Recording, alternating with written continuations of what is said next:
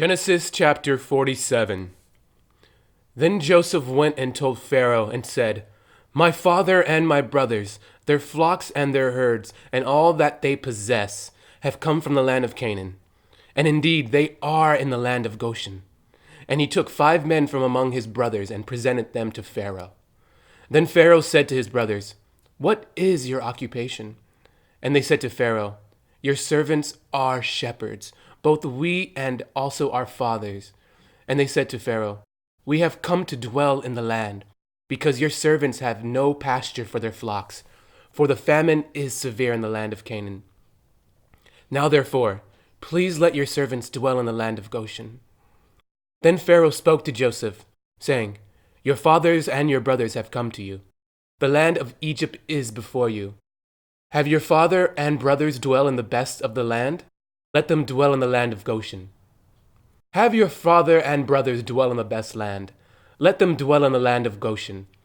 And if you know any competent men among them, then make them chief herdsmen over my livestock." Then Joseph brought in his father Jacob and set him before Pharaoh. And Jacob blessed Pharaoh. Pharaoh said to Jacob, "How old are you?" And Jacob said to Pharaoh, "The days of the years of my pilgrimage are 130 years. Few and evil have been the days of the years of my life, and they have not attained to the days of the years of the life of my fathers in the days of their pilgrimage." So Jacob blessed Pharaoh and went out before Pharaoh.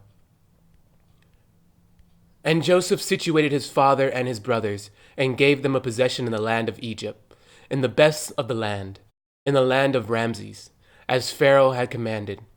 Then Joseph provided his father, his brothers, and all his father's household with bread, according to the number in their families. Now there was no bread in all the land, for the famine was very severe, so that the land of Egypt and the land of Canaan languished because of the famine. And Joseph gathered up all the money that was found in the land of Egypt and in the land of Canaan, for the grain which they bought. And Joseph brought the money into Pharaoh's house. So when the money failed in the land of Egypt and in the land of Canaan, all the Egyptians came to Joseph and said, "Give us bread, for why should we die in your presence? For the money has failed." Then Joseph said, "Give your livestock, and I will give you bread for your livestock, if the money is gone." So they brought their livestock to Joseph, and Joseph gave them bread in exchange for the horses, the flocks, the cattle of the herds, and for the donkeys. Thus he fed them with bread in exchange for their livestock that year.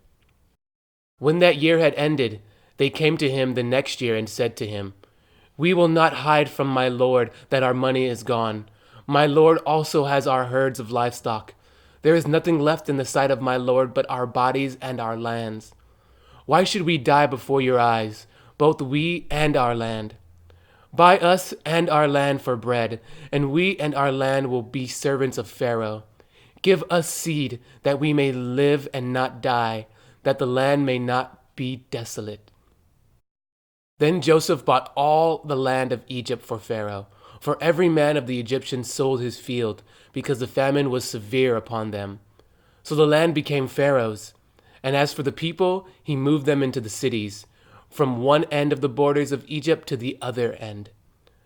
Only the land of the priests he did not buy, for the priests had rations allotted to them by Pharaoh, and they ate their rations which Pharaoh gave them. Therefore they did not sell their lands. Then Joseph said to the people, "Indeed, I have bought you and your land this day for Pharaoh. Look, here is seed for you, and you shall sow the land. And it shall come to pass in the harvest that you shall give 1/5 to Pharaoh. 4/5 shall be your own, as seed for the field and for food for those of your household and as food for your little ones." So they said, "You have saved our lives. Let us find favor in the sight of my lord, and we will be Pharaoh's servants." And Joseph made it a law over the land of Egypt to this day, that Pharaoh should have 1/5, except for the land of the priest only, which did not become Pharaoh's. So Israel dwelt in the land of Egypt, in the country of Goshen, and they had possessions there and grew and multiplied exceedingly. And Jacob lived in the land of Egypt 17 years. So the length of Jacob's life was 147 years. When the time drew near that Israel must die, he called his son Joseph and said to him, "Now if I have found favor in your sight, please put your hand under my thigh, and deal kindly and truly with me. Please do not bury me in Egypt, but let me die with my fathers. You shall carry me out of Egypt and bury me in their burial place." And he said, "I will do as you have said." Then he said, "Swear to me." And he swore to him. So Israel bowed himself on the head of the bed. Genesis chapter 48. Now it came to pass after these things that Joseph was told, "Indeed, your father is sick." And he took with him his 2 sons, Manasseh and Ephraim. And Jacob was told, "Look, your son Joseph is coming to you." And Israel strengthened himself and sat up on the bed.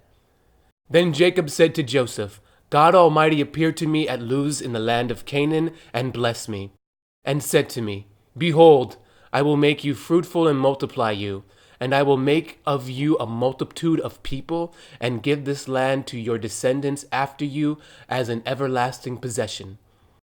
And now your 2 sons, Ephraim and Manasseh, who were born to you in the land of Egypt before I came to you in Egypt, are mine. As Reuben and Simon, they shall be mine.